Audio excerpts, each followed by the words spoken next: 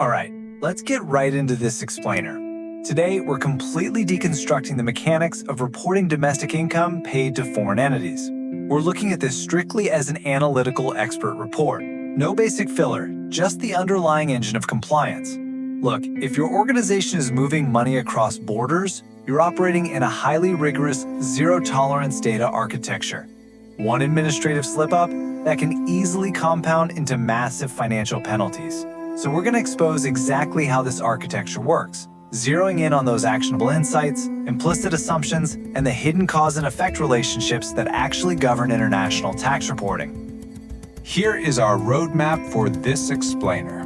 First up, the withholding agent liability. Next, we'll contrast information versus tax returns. Third, the document distribution architecture. Fourth, we'll hit triggers for segmented reporting. Fifth, the amendment correction loop. And finally, transmission modalities and thresholds. Starting with Section 1, the withholding agent liability, focusing on the locus of control. So here is the absolutely crucial point. If your organization controls or distributes the funds, congratulations, you are the withholding agent. It's a functional definition. It's not just a fancy title. It honestly doesn't matter if you're the final beneficiary or just a momentary middleman in some complex, multi-tiered chain of cross-border transactions. The law only cares about one thing: the locus of control. If you have the authority to disperse domestic income to a foreign entity, boom, you've instantly triggered the reporting requirements and all the legal baggage that comes with them. And here we uncover a massive implicit assumption built into the law. Even if a foreign entity hands you terrible, faulty data, the financial liability for under-withholding is squarely on your shoulders. Think about that for a second. The tax authority operates on the assumption that foreign entities are way beyond their direct enforcement reach. So what do? They shift the entire burden of enforcement right onto you, the domestic payer. If you under-withhold taxes because you just blindly trusted unverified docs from a payee, well, the tax authority isn't going to fly across the world chasing them. They're going to audit you. Now, there's a strict, often missed administrative rule here. You literally cannot use a personal identity number to file these documents. You have to obtain a specialized entity identifier. A lot of individuals acting as withholding agents mistakenly try to plug in their standard personal ID numbers for these overarching forms, and the automated system will just flat out reject it. It's simple cause and effect, right? If you don't have an official entity-level tax ID, you can't even begin the compliance process, which leaves you completely exposed to failure to file penalties on day one. Moving right along to Section 2, information architecture versus tax liability. These are two distinct mechanisms. You really have to grasp the fundamental structural difference here. An information return isolates one single payee's data. Meanwhile, the statutory annual return is the actual tax liability document that consolidates everything you processed. Think of an information return as just a singular data point. It's basically telling the government, hey, I paid this specific foreign entity this exact mathematical amount. But the statutory annual tax return, that acts as a massive aggregator. It takes every single isolated information return you cranked out for the whole calendar year, combines all the gross income, applies the allowable deductions, and calculates your total overarching tax liability as a centralized agent. And here is a classic compliance trap. Filing one of these does not satisfy the legal requirement of the other. They function as two totally separate gears in the exact same machine. You could flawlessly execute thousands of individual information returns, validate all the data, send them off with a nice transmittal summary, but if you drop the ball and fail to execute the overarching statutory annual return, your legal obligation remains completely unfulfilled. They are entirely distinct submissions. All right, Section 3, document distribution architecture, ensuring data symmetry. For every single transaction, 5 distinct document copies are generated. This establishes a strict data flow that has to be wrapped up by the mid-March deadline. It's actually a pretty brilliant self-auditing architecture designed specifically to prevent unilateral manipulation. Copy A goes straight into the tax authority's mainframe. Copies B, C, and D are blasted out to the foreign payees simultaneously, so they can handle their own local taxes or claim international treaty benefits. And then copy E, that stays permanently locked in your internal archives for future audits and reconciliations. But here's the catch. Perfect symmetry is mandatory. If there's any discrepancy, even a fraction of a rounding error between what the authority sees and what the recipient sees, the entire systemic network flags it. You can't just average out numbers on your internal copy and leave precise decimals on another. The exact amounts rounded to the nearest whole number have to perfectly mirror each other across all 5 copies. If a foreign payee takes their copy B, tries to claim a credit, and the algorithm spots that it doesn't match the copy A you submitted, you're instantly triggering an automated data integrity investigation. Let's pivot to Section 4, Triggers for Segmented Reporting, looking at variable multipliers. So you might logically assume that one payee equals one consolidated return for the year, right? Makes sense.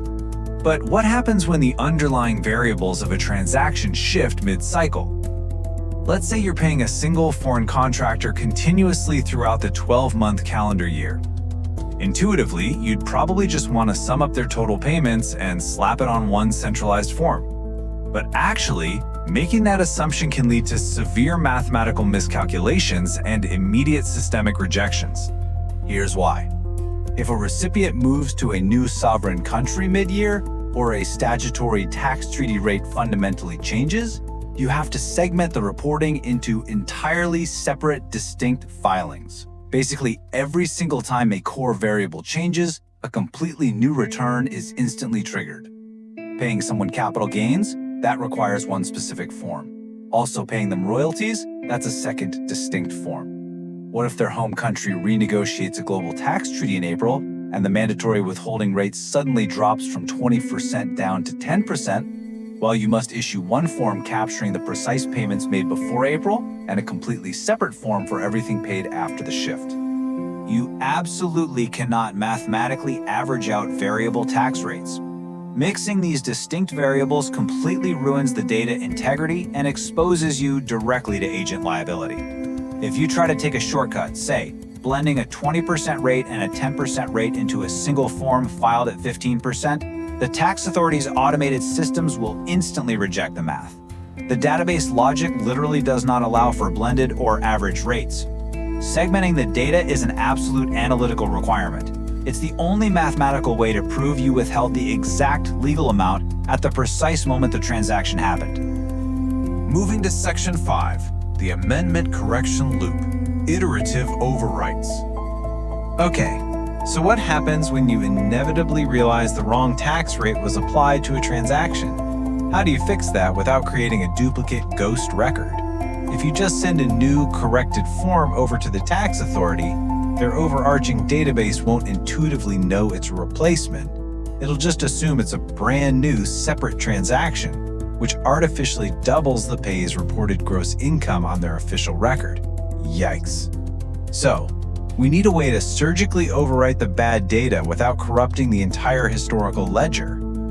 The core insight driving this whole process is that every original return generates a unique identifier. Subsequent amendments must systematically target that exact identifier to overwrite the underlying data. Think of this unique form identifier as an unalterable digital fingerprint for that specific historical transaction.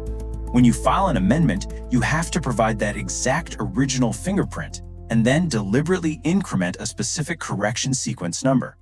The first correction, sequence 1. If you mess that up and need to fix it again, the next submission is precisely tracked as sequence 2. This creates a flawless, chronological audit trail that tells the database exactly which numbers to permanently erase and which updated numbers to keep. And keep this in mind. The agent functionally controls the data. Therefore, the agent has to internally update their records and push the corrected override directly to the authority. If the foreign payee gets their mirrored copy and realizes, hey, they used the wrong income code, they can't just call up the tax authority to fix the database themselves. The authority will systematically reject them. The payee has to come back to you. Because you hold the overarching liability, you hold the exclusive keys to the data architecture. You have to process the correction internally, generate the new mirrored copies, and rigidly distribute them simultaneously to both the authority and the payee. Finally, Section 6, Transmission Modalities and Thresholds, Logistics of Compliance. How you technically submit all this intelligence depends entirely on your institutional status and your overall filing volume. If your volume actually allows for paper submissions, you can't just fold the documents up and casually mail them in a standard letter envelope. There's a strict logistical rule that requires a primary transmittal summary sheet securely placed in an unfolded flat envelope. Now that's not just a stylistic choice, it's practically required so the authority can run it through high-speed automated machine scanning. But honestly, paper methodologies are rapidly becoming completely obsolete anyway, thanks to stringent digital volume thresholds. If your organization physically files this specific volume of information returns, 250, or if you're legally classified as a financial institution, electronic filing is rigorously mandated.